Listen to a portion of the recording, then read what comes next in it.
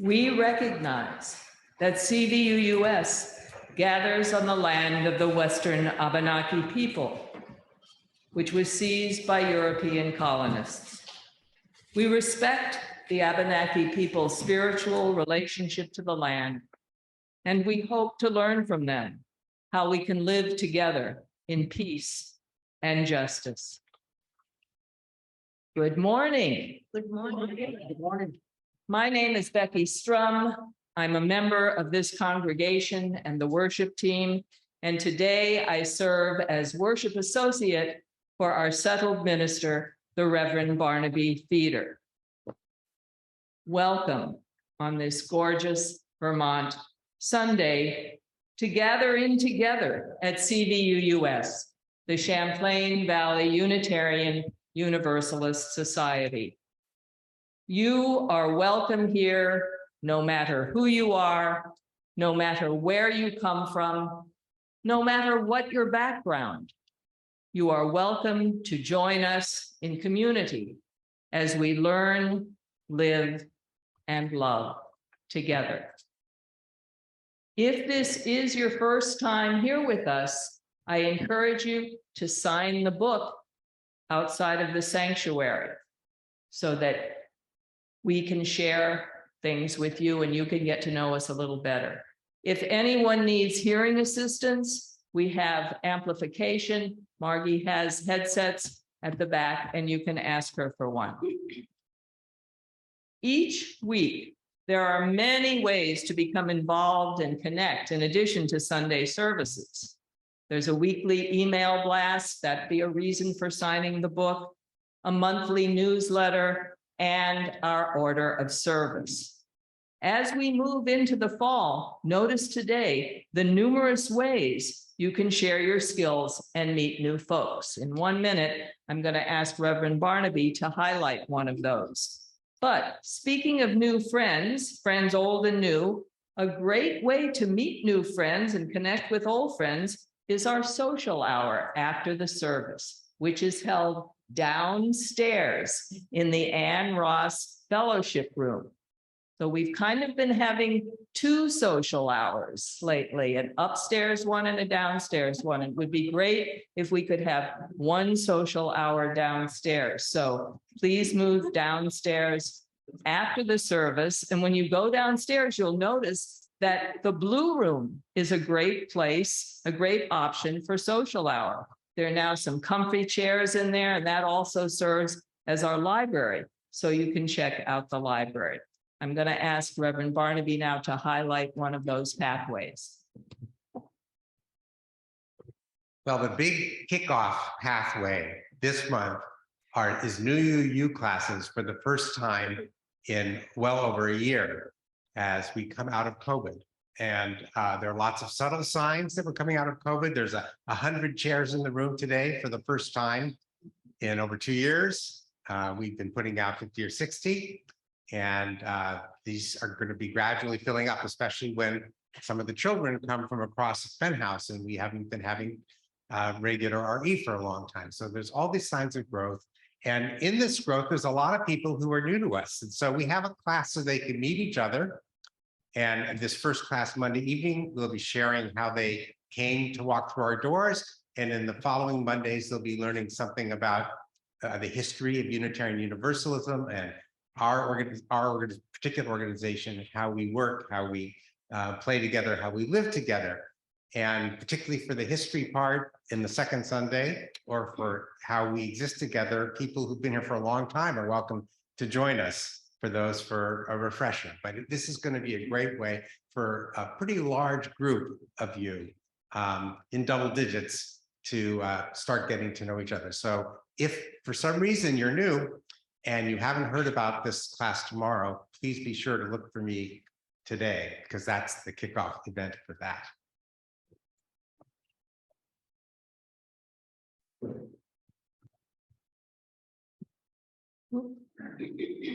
So before we move on, I do want to thank all of those who helped with this service, music by our choir and the house band. Middlebury College students, Jonathan March, Hans Keinstedt, and Beth Grambling. Also, our own Margie Young, Richard Hopkins, and Rich Wolfson for tech help. I see Abby on the camera back there, and Jess Danielle for the gorgeous seasonal arrangements, Mike Greenwood, Alan Moore, and Avi Frund, and all those who helped with greeting and safety and social hour. Now we'll have our gathering song.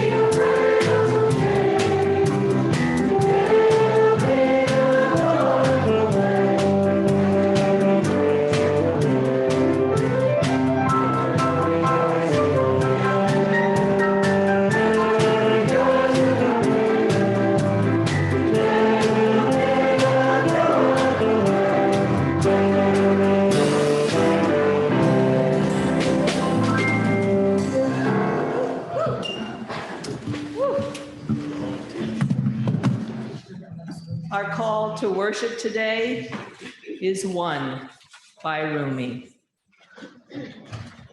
What is praised is one. So the praise is one, too.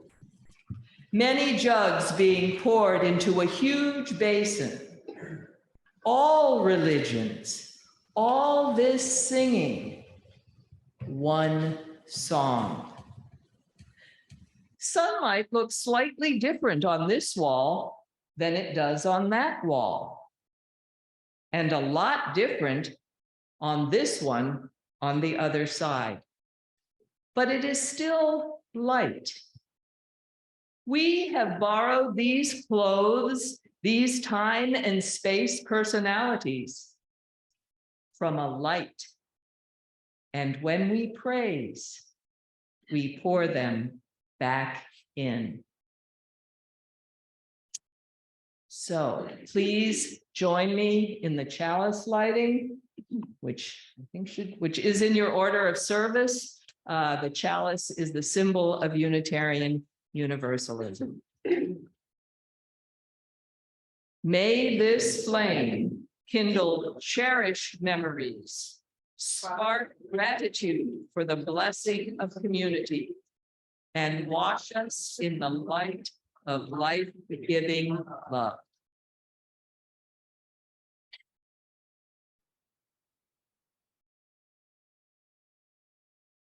So each week we share our offering with some outside group that is doing work that also makes our values come alive in the world. We can't all do it ourselves, and a great part of what we do here is figure out what our wider community is and ways to be supportive of those folks. And the group that we're sharing our offering with this month is the Champlain Legal Center. They're working hard in courts via lawsuits and other kinds of legal procedures to fight gerrymandering, to fight efforts to restrict voting, and in general to make the democracy more open and more fluid and more flexible democracy that we rely on and that we're fighting so hard to say. So we invite you to be as generous as you're able in the offering. For at least this week, we will continue the procedure that we started during COVID of asking people in the room who are making a donation, not using the their code in the order of service to bring their offering to the basket. We're going to be considering whether to start passing the basket again in coming weeks, as soon as the worship team has a chance to talk about that. We're being very careful bit by bit on our steps coming out of COVID, which is why we also encourage people, if you want to sing with masks on. I find it actually helps me hear and sing better, but it's not being required anymore. And we want everybody to feel that they're moving out of this first stage of the pandemic into endemic stage at the pace that's right for them and comfortable for the people around them. So the offering.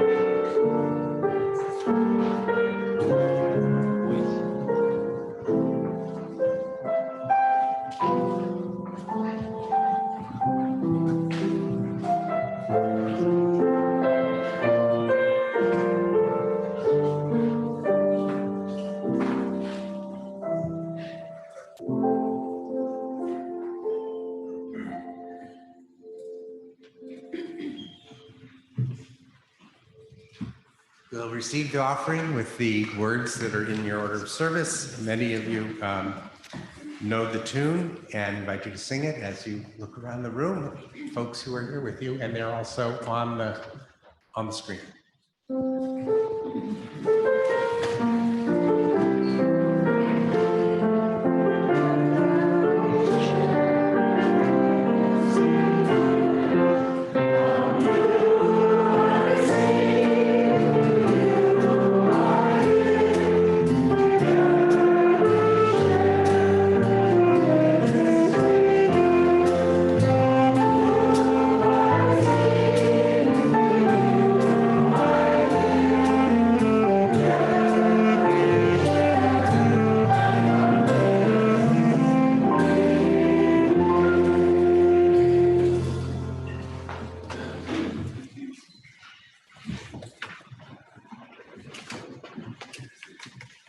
This is the portion of the service where we share milestones and passages, joys and concerns. And I'm going to start it off with something we've never done before.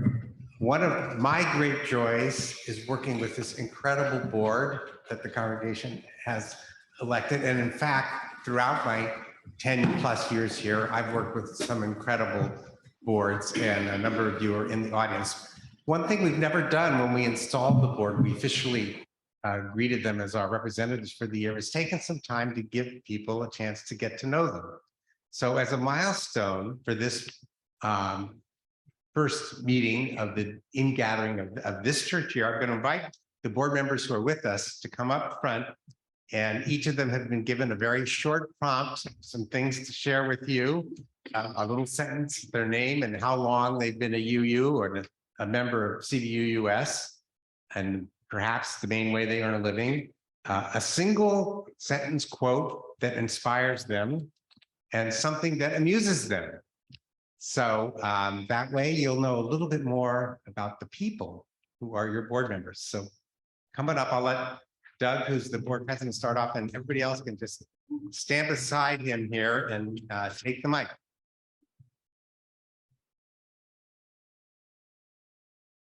Hi, I'm Doug Richards. I've been a member of CVUUS for 22+ years. I've been a UU for about 30 years. So I had trouble trying to find a quote. I have to do this every month when I do small group ministry session plans, and I've got lots of quotes, but I was out with the dog this morning and remembered an old quote that has inspired me since college from the Roman playwright Terence. I won't bother you with the Latin. There might be a Latinist out there. Do a number on my pronunciation.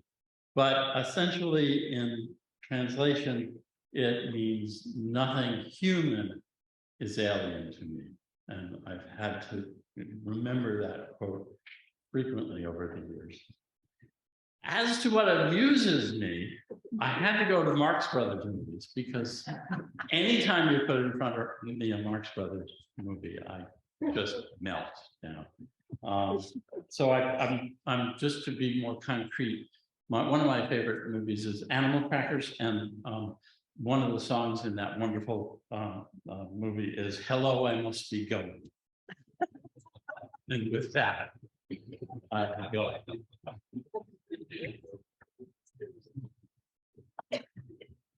Let's see. Good morning, everyone. I'm Ann Webster. I believe I have been involved with this congregation for just 25 years at this point. Barnaby was asking if we wanted to say what is our primary way of making a living, and most of you who know me will know me as the Middlebury town clerk, which I've done for about 20 years now.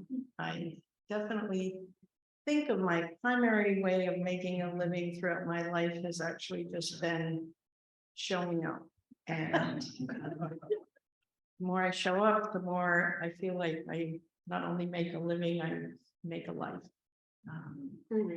And what amuses me, I had real difficulty with this one just because quite often I feel what does amuse me is sometimes quite inappropriate. And I want to share that with you, but I realize that something that truly amuses me is just humans. And I love being in a situation where someone starts the big belly laugh and somebody gets the big belly laugh going, and that is just totally amusing to me. And I hope it gets my belly laugh going, and I hope it goes on for a long time.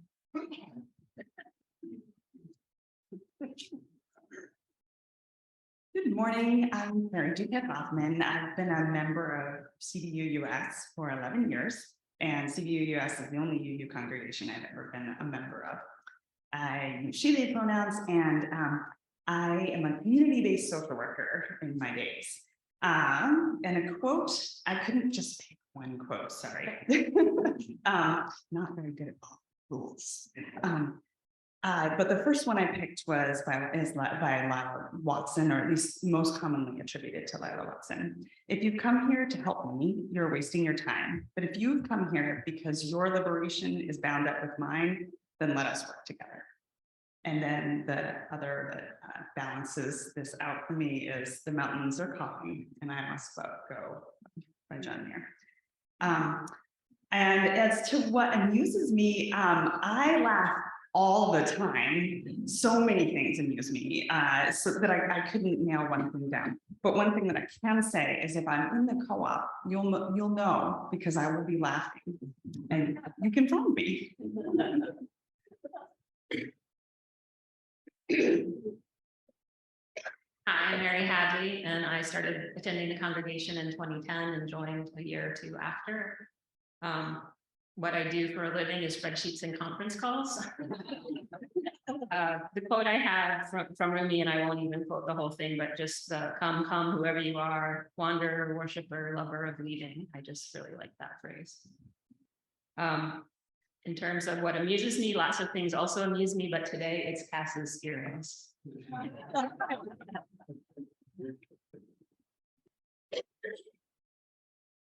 So I did my notes technologically, so bear with me while I try to open my notes. My name is Cass Singh, and I have been a member of CVUUS. I'm the baby of the group, I think, 7 years. But I've been involved with UU off and on for the last 19 to 20 years. My day job is I'm an international student scholar advisor at Middlebury College. One of the quotes that I couldn't find a quote that I actually liked, but I found a quote that was one word, one sentence as per Barnaby's instructions. And it says, I discovered I always have choices, and sometimes it's only a choice of attitude. Because I tend to forget I have choices. Things that amuse me today. This morning, I too am amused by a lot, oftentimes inappropriately amused. But this morning I was driving in and we saw this woman walking her dog, which happened to be some version of a dachshund, quite a large dachshund. I said, oh, look at that doggy. And my younger daughter said, oh, it's a hot dog. And I said, well, it's a little bit big for a hot dog. And she goes, well, it's a big, small, medium-sized hot dog. So we covered all the sizes of the dog.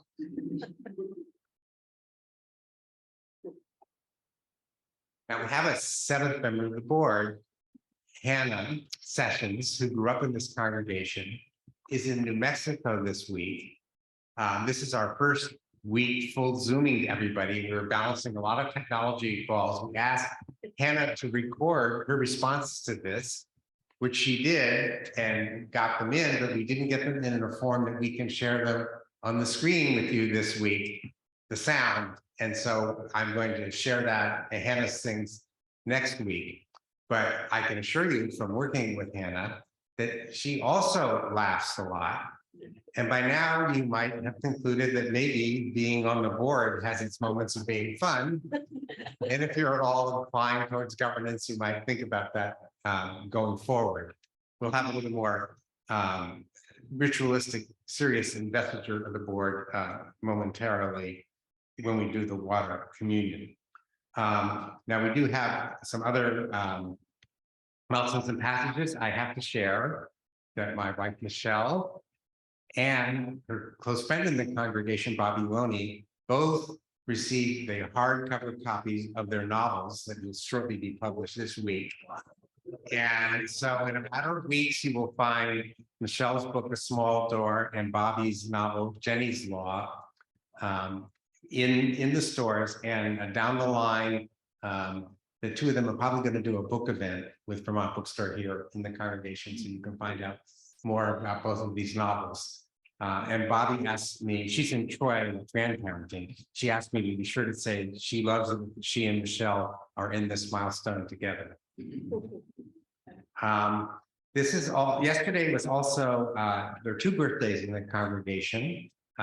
One was Parker Moll's 10th birthday. And this one is kind of special to me because my very first pastoral call as your minister was to UVM in the hospital where Carrie was having trouble with the pregnancy. And it came out with this wonderful young man who turned 10 yesterday. And then at the, not all the way at the other end of the scale, but towards the end of the scale, Chris Murphy had her birthday yesterday, and Chris's comment to me for the milestones was, I can't believe it's such a big number. But those who know Chris's spirit know that she celebrated in a fun way. She went to the Brandon Solar Fest with friends and I'm sure partied most of the day. Neil Chippendale's recovery from knee replacement surgery is far enough along that he expects to begin driving again this week. Since he and Julie have to commute all the way from Schroon Lake, New York to be with us, that's great news indeed. We look forward to having them here in person again soon. I received a note this morning from Jess Daniel, who is responsible for these flower arrangements, is a new member of the flower co-op. Jess says, I would like to share that my sunflower seeds received almost exactly 3 months ago at the flower communion here, bloomed this weekend. Nurturing them and watching their slow but steady growth has been a joy this summer. I'm grateful for the perspective on time that they have given me, and I'm grateful to the flower co-op buds for welcoming me so graciously into their circle. And we're really glad that you took that new step into something else to do it CVUUS that will feed you, Jess, and feed us with the beauty that you'll bring. And I got a last minute note here from Dale Birdsall. My son Alex is visiting from Portland, Oregon with his wife and 2-year-old daughter. That's really wonderful when family comes in to visit us from afar. And I can say that with firsthand experience because our son Linus just arrived last night, just some time with us too. Each week there are unspoken joys and concerns of many sorts. And I usually invite people into a time of silence to be acquainted with what's on their heart. I'm going to guide you into it this week with a prayer that Lori Gordon sent into us from Montana for her participation in water communion. So I'll read you Lori's prayer and then invite you into some silence. Water, surround us in our life transitions. Hold our challenges with your current. Hold our reflections with your rivers. Feel our unknowns with your undulations. Feel our comfort with your calm. Catch our tears with your tides.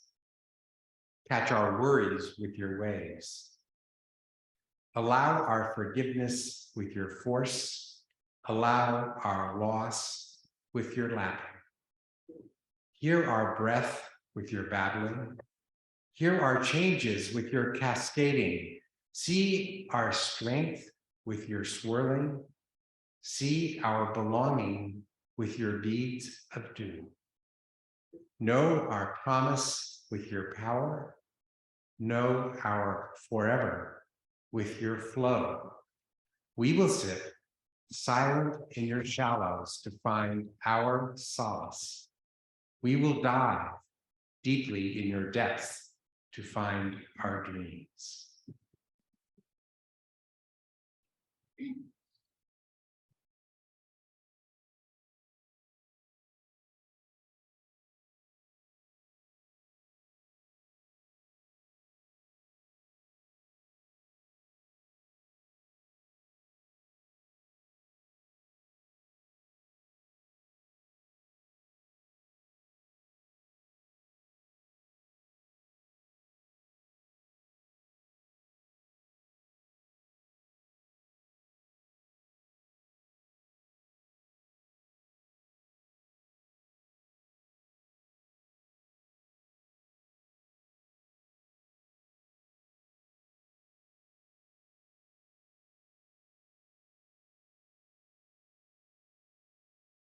Excuse me, Pastor. Yes. I did send a request for it. We could take a moment to remember 9/11 in New York City and Washington, D.C. and Pennsylvania. Okay, I did not see that card. Becky mentioned it to me, and as someone who was there, of course, it's on my mind. A lot of us were not in Middlebury at that event. And this is the 21st anniversary. As someone who participated in writing some of the portraits of grief you ran in the New York Times, it's very personal to me. And thank you, Francois, for bringing that up. Right.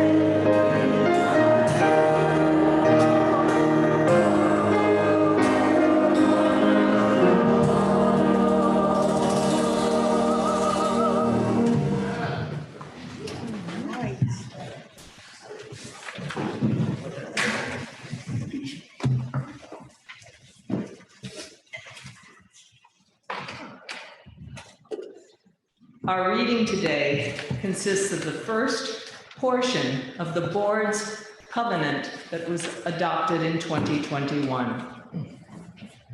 We covenant to support each other in the work of service to our faith community.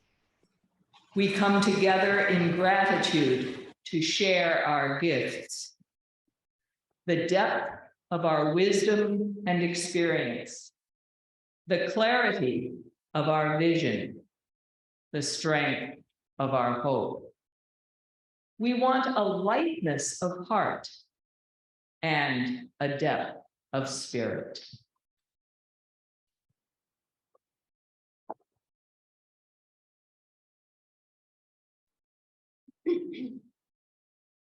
I asked Becky to read that part of the word covenant because there's something about the breadth and depth of that wish for a lightness of heart and a depth of spirit that really relates to water communion as something we do for ingathering to me. And I wanted to explore that. This is not going to be a full-length sermon, but I'm going to just share a few remarks, kind of homily style, which I want us to have in mind before we do the actual water communion, which I will explain what's going on for those of you who haven't been through it before when we get there. It's a long time tradition, actually, at Unitarian Universalist churches around the nation to have a water communion at Ingathering, which is the name for the first Sunday after Labor Day. A lot of UUs take the whole summer off and don't even think of church is beginning until that Sunday. And one of the reasons water works so well as a part of that service is it's just pervasive, and it's an awesome physical presence in the universe as we know it. There's that line, water is life, in the indigenous wisdom, and it shows up in many tribes. And it's also an incredible source of metaphor. Water in all of its forms is a source of metaphor for diversity. It's a source of metaphor for a constant truth. The poet A.R. Ammons has a line, "If anything will level with you, water will." It's a source for that rich dance between transformation and preservation, for the tenuous balance between a blessing and a curse. There are lots of places in the world at this moment that have too much water covering them and their homes and the bodies of neighbors and family members. And of course, water is a metaphor for the act of gathering.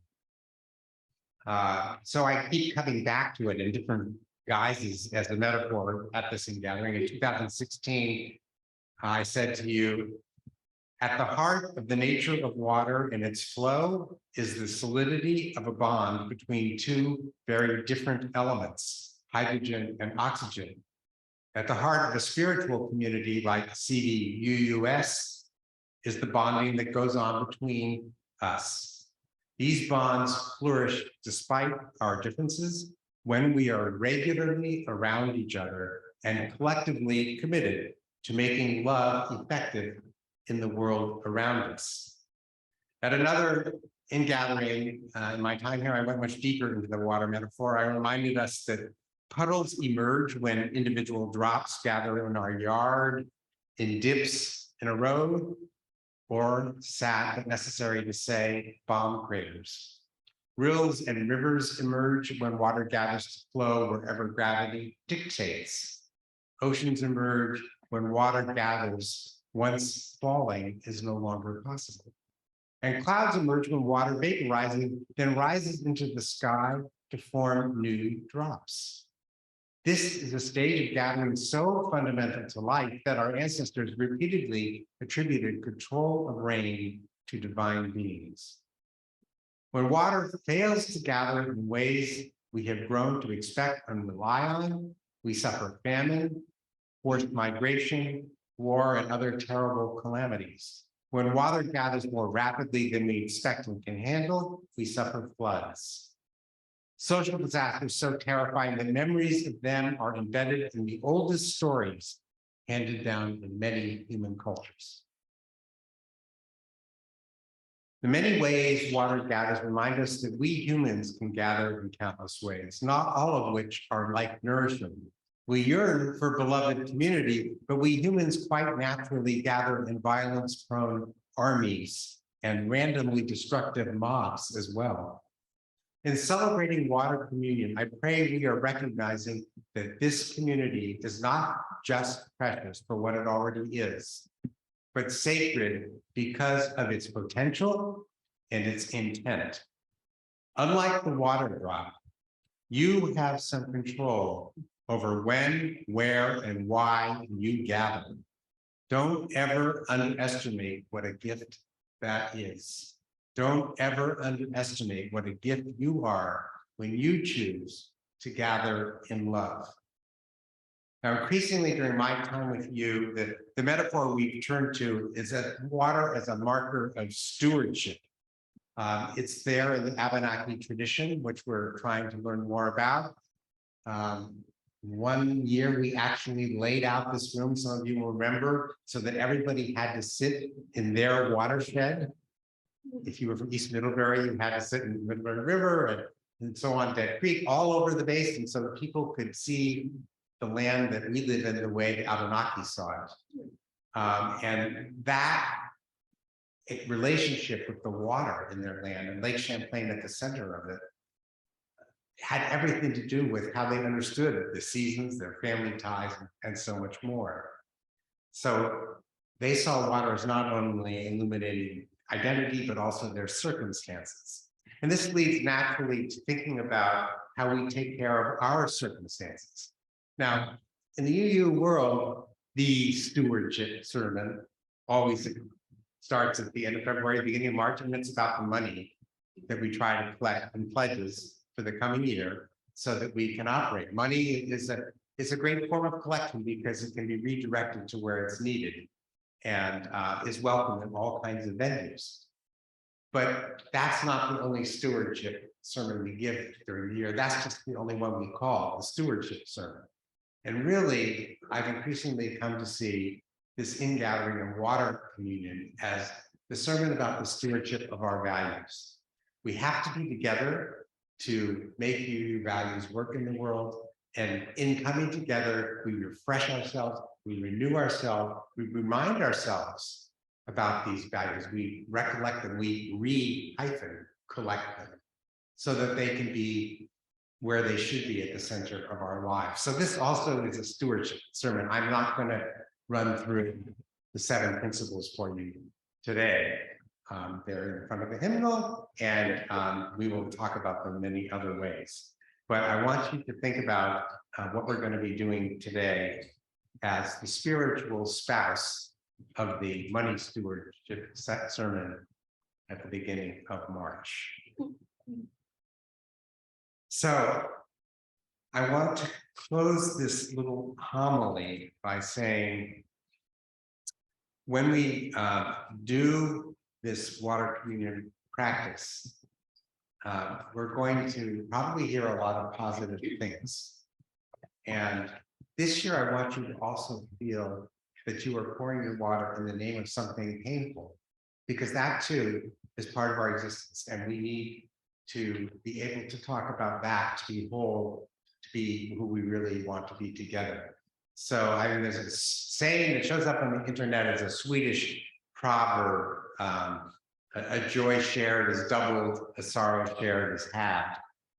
I don't know that it's true, but we invite you to come emotionally as you are each week, and especially this week to this ingathering, which will end with our pouring this water on our plants, and they'll grow from it. And as the board says in its covenant, we want a lot. We want some things that are contradictory, and we want to bring them together. We want a lightness of heart, but we also want a depth of spirit. So when you're invited to say what you're pouring your water in memory of, think about both of those things before you share your words. That's going to be the end of the homily. Before we have this song, Poppy, I'm getting a positive way. The kids are going to show you what they've been making in anticipation of our going to Burlington for the Pride Parade next week. And then we're going to have the choir song and then the actual water communion. So bring it on.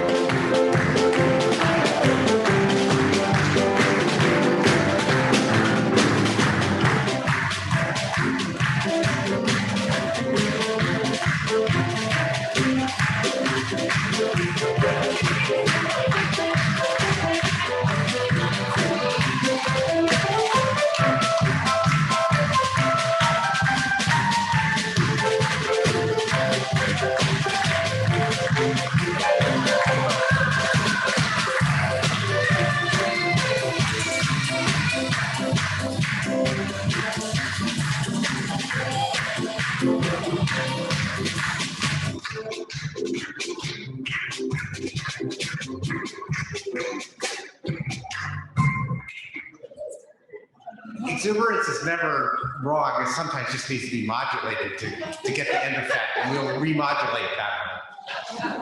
Now the choir's going to sing "Turn the World Around," and then we'll do the water communion. Go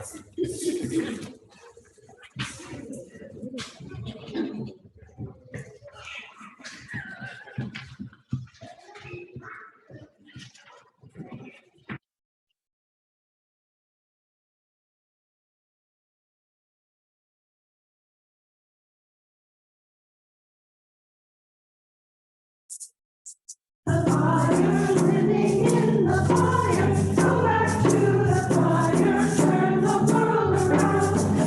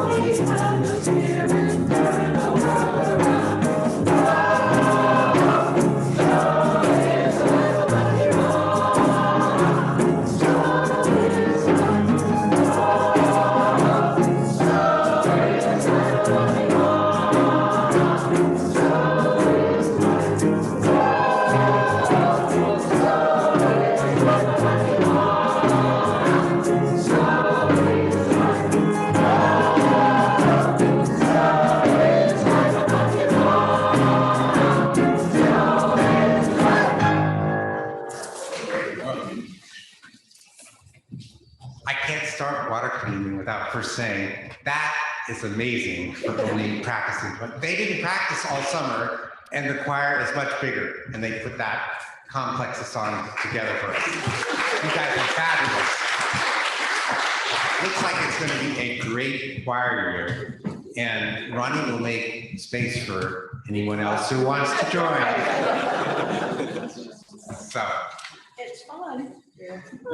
The way we're gonna, the basic thing about water communion is to get your water, your sample, which you may not have remembered to bring, and we'll deal with that in a minute, your sample into the pitcher, which will eventually go on our garden. And when your sample goes into the pitcher, we want to know what it's being poured in the spirit of. Now, when water communion started out, people simply said where they got the water, and it was kind of a travel log of where people have been over the summer of the year.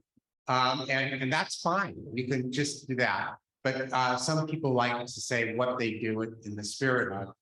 I'll never forget when Mary Hadley's son Peter came and said he'd actually gathered his water during Easter in the spirit of foresight.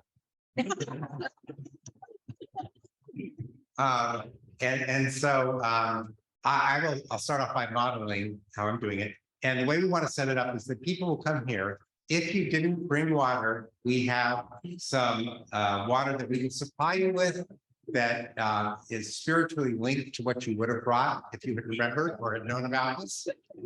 And I'll move the microphone over there. We want you to proceed to the microphone and say what spirit you're doing it in, and then come over and pour it and go back up the aisle or the side. Don't try to fight your way back to the crowd. And we want, just in the interest of time, people to be speaking while someone else is pouring. Don't wait for it to be completely done. So like you brought some, we'll model this. I'm going to speak and then I'm going to pour, and while I'm pouring, Becky's going to speak.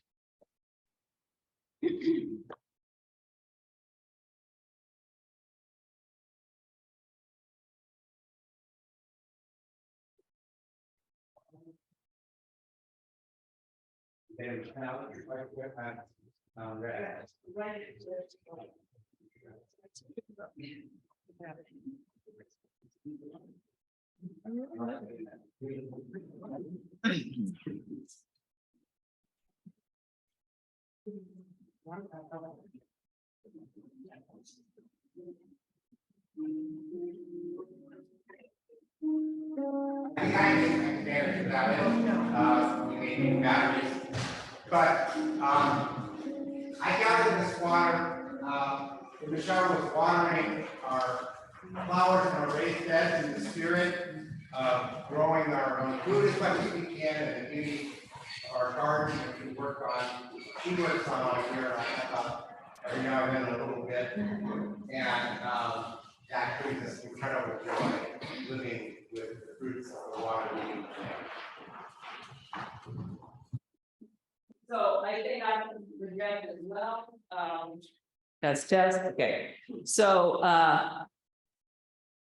I forgot my water, but this is water from the Pacific Ocean near Big Sur, California, in celebration of my son's wedding this summer to Maria Perez, my wonderful daughter-in-law.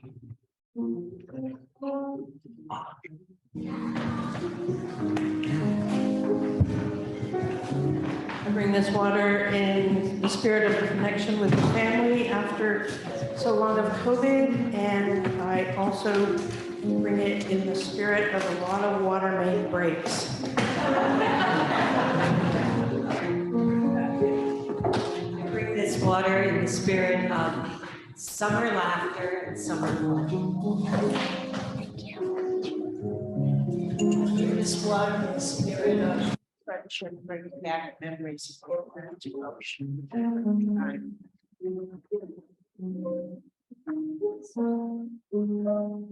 This water represents the River Liffey in central eastern Ireland, the river plus Tennessee, and poured in the spirit of a new school year. Let's get closer to this microphone. I bring this water in the spirit of gratitude for all the living things that are nourished and grow and give us food and beauty and other pleasures. We've experienced a severe drought in Orwell, in our farm, and in western Edison County. I bring this drop of water to the spirit of what we can say.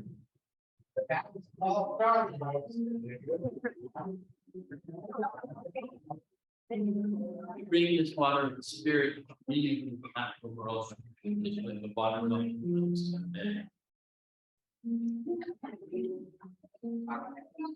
This personal water that I'm going to contribute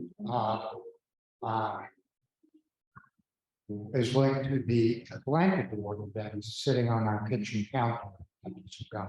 But I pour this water in gratitude for this amazing family. I have inherited extended family, family, friends, and congregation. And that's how I'm Lynn Ballman and I bring this water from the Atlantic Ocean. My very, very favorite place, Marching Away in Algonquin, Maine.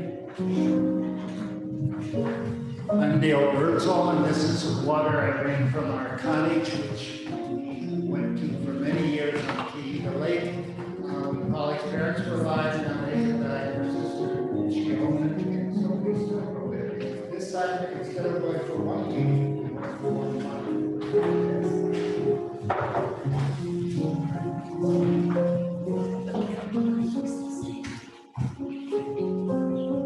I'm Dee Carroll, and I drink this water in memory and gratitude for living and working at West Portland and being on Lake Champlain for 40 years. I feel very blessed.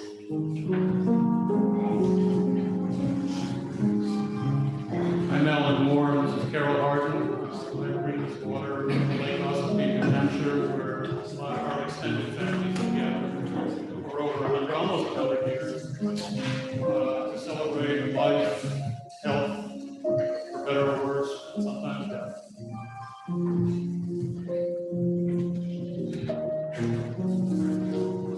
Hello, I'm Mark Spreitzer with Autumn and Katie. This is water that we collected from our roof as the shingles disintegrated this past year. So it's in the spirit of gratitude for having a home like we acknowledge that somebody people don't have a home. I'm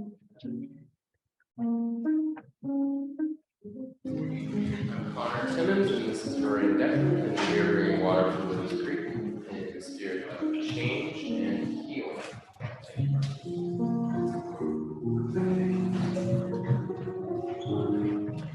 Bring water in the spirit of hope for stewardship decisions that will be beneficial to our oceans and life in them. But it's not in the honor of plants, it's not salt water.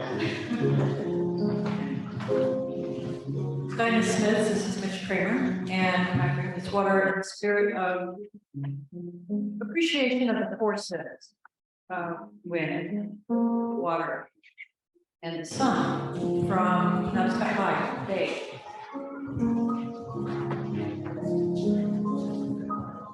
I'm Gail Michelle. I bring this water with gratitude from the lake. It's been part of my life for many years. It has supported me both spiritually and physically all that time.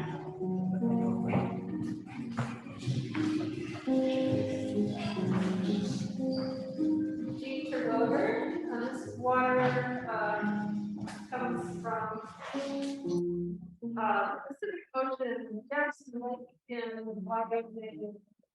Missouri, the Mississippi, Lake Michigan, in the spirit of travel and concern for lack of water. Yes.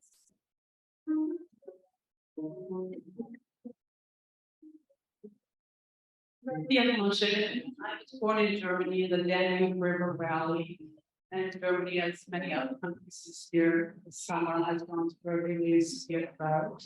And it made me realize how incredibly fortunate I am to be able to enjoy all these two bodies of water here in the Free State.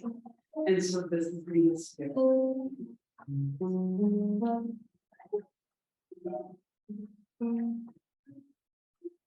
Christy, my water is two places. The spiritual water is from Dream Come True of getting to Glacier National Park. And it's from my home as I was healed from an injury. Not from Glacier, but from the country.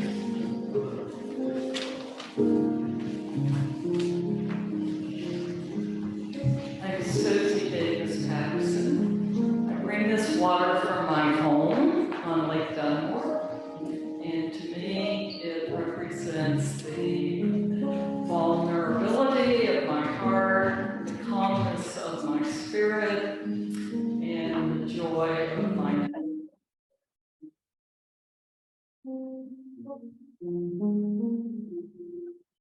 Donna Lindsay, I bring this water from the Atlantic Ocean in County, New Jersey, my first home, and I bring it to share with myself.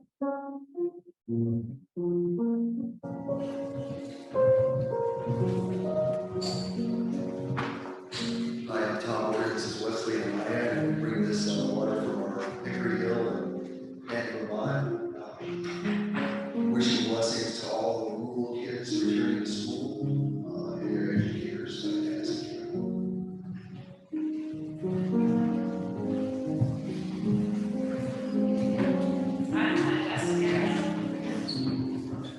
In the spirit of honoring Brian's request to talk about pain as well as joy, I'm going to be a little wordier than I thought. This is water from swimming pool, the Martha Falls in Bristol that I discovered in the summer of 2020 with India and Elise Singh, and it's a place that always brings me incredible joy.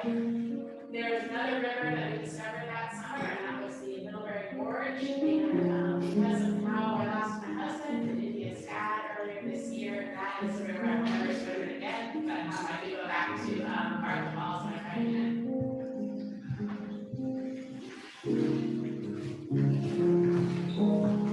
I'm Bill Sessions, and also for Happy Sessions, and this is the spirit of family. It's our place on Lake Champlain in Iowa.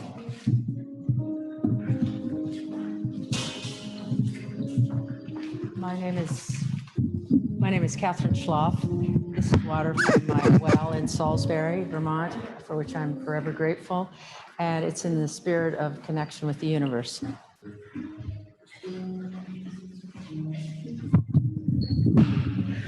We're Robin and Ted Shy, and this water represents water from the Danube and the Rhine rivers where we just were, and we are offering it in the spirit of democracy everywhere.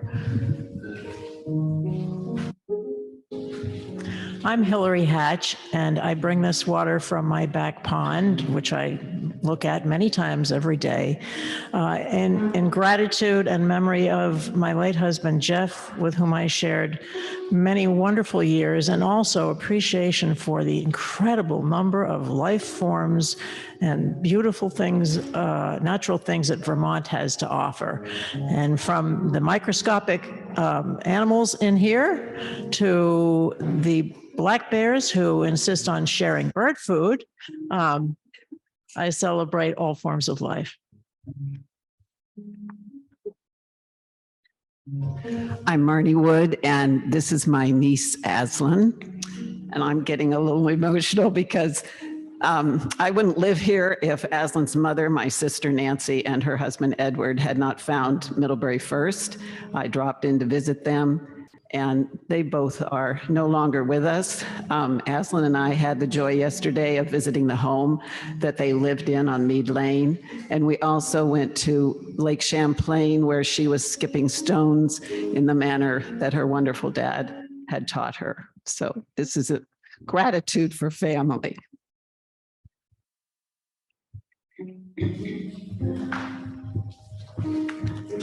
I'm Kaz Singh, and I'm going to, this water is in representation of Lake Dunmore and Lake George, two lakes my late husband loved. And this is in representation that this path of grief that we are on is leading us to a new life, that we can move forward and honor his memory and treasure him.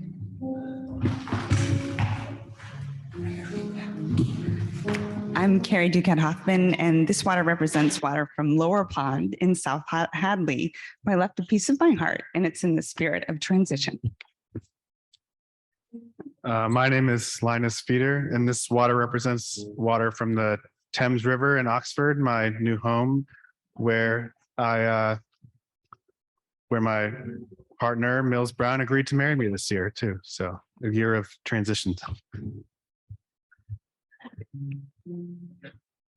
I'm Michelle, and this water represents lots of places, our garden, the Thames, and family, in the spirit of family, both the family that we are born into, that we acquire, and the families that we have come to know in these last 11 years, 10 years.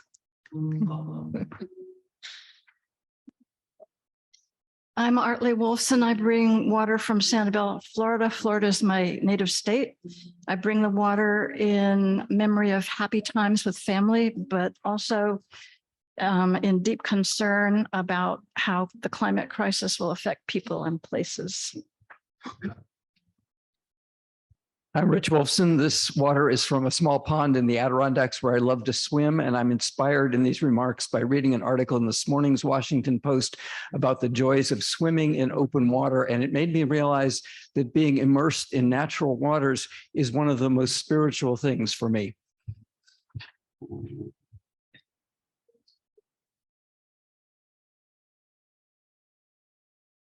I'm Laura Ferguson. This is water that my stepdad collected from Post Pond in Lyme, New Hampshire. Where he has a place, and he been there a couple times. Once in celebration of life of his stepson, and there's also in the spirit of family.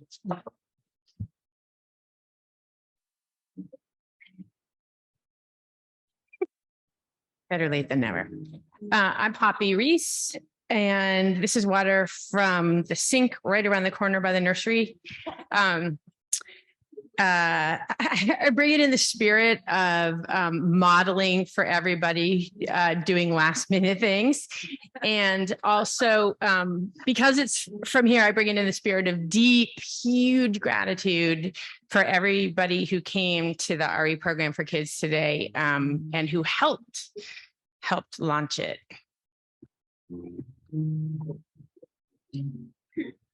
I'm Pat Schmitter, and I'm bringing this water from Michigan in the honor of family, where my sister from California and I went to visit our brother, who for 75 years ran our family farm in Iowa.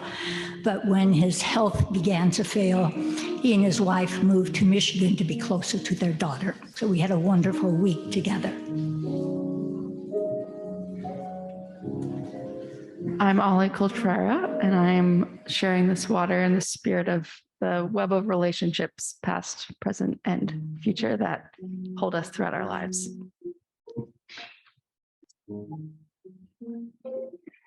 I'm Joan Todd Soper. I've just moved back to Middlebury after 30 years.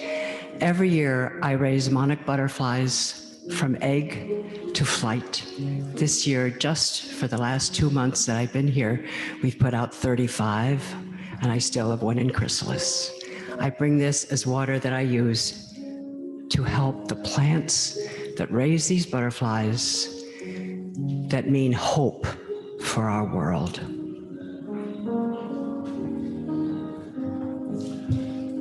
I'm Alex Birdsall. This represents the water of the Willamette and Columbia rivers that wind around Portland, where I live now, brought in the spirit of this the depths of sleep deprivation and the energy and love you have to dig deep and pour out to raise a baby into a person.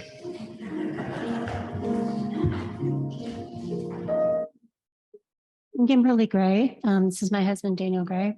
And this water is from our apartment here in Middlebury. And it represents change, it represents hope, and it represents gratitude for all that we've endured in the last couple of years.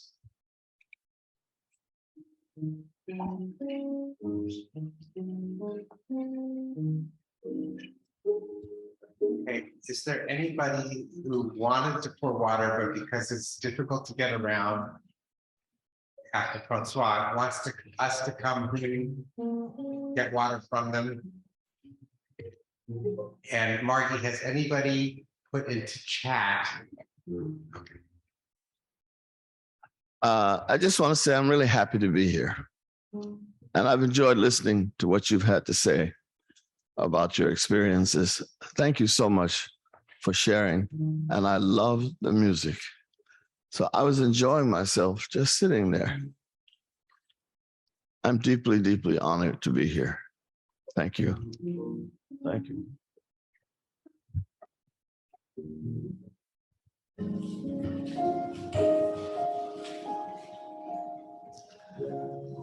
Okay, I want to invite everybody to make their way out the door, gather in the patio and on the lawn and the steps, because we're going to have a very, very short installation of the board outside, and then we're going to sing Spirit of Life and pour the water on the garden. After which you're invited to wind your way back in if you want to hear a postlude and go to social hour. All right. We have our six, and it's great to see some other former board members in the crowd. They made me remember a little bit of this language, which I've changed a bit to make it shorter.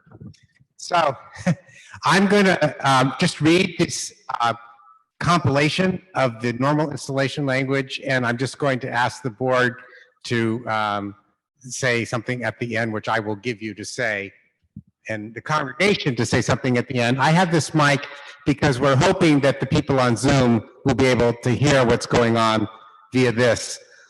One of the things that's happened today is the transition from focusing on getting it right in the sanctuary and doing the best we can for Zoom. At the beginning of COVID, it was doing the best we could for Zoom, and anybody who showed up in the building, they could only hear whatever we managed to produce. So, to the board, I say the congregation has chosen you to hold the interests and the needs of our community as a sacred trust. You are its elected stewards of the spirit of cooperation and communication. You have been called to embrace challenges with courage and optimism to nurture the leadership gifts in others. And I ask the congregation to repeat after me. We are grateful for your leadership. And I ask the board to repeat, we will strive to deserve your confidence, respect your opinions, and we will be guided by your needs. You will be guided by your needs. Can I get an amen from everybody? All right. Now, our water bearer, Tracy. Our water bearer poured the water on the garden anywhere that the Spirit moves her to pour it, and we will sing Spirit of Life. Oh, wait a second. I forgot something. The RA people not only made something related to pride, they made a little gift for the board. And every board member is going to get something from the children. Because this Sunday really marks the rebirth of the children's program. And we know the board has been thinking a lot about the children, and we want the board to know the children are thinking about them too.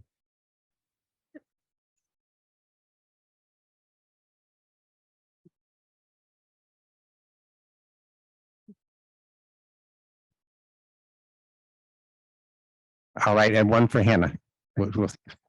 Okay, so Marty, ready to lead Spirit of Life?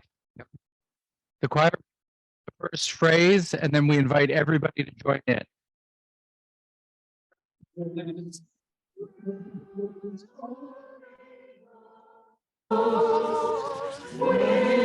Set me free, Spirit of life, come to me.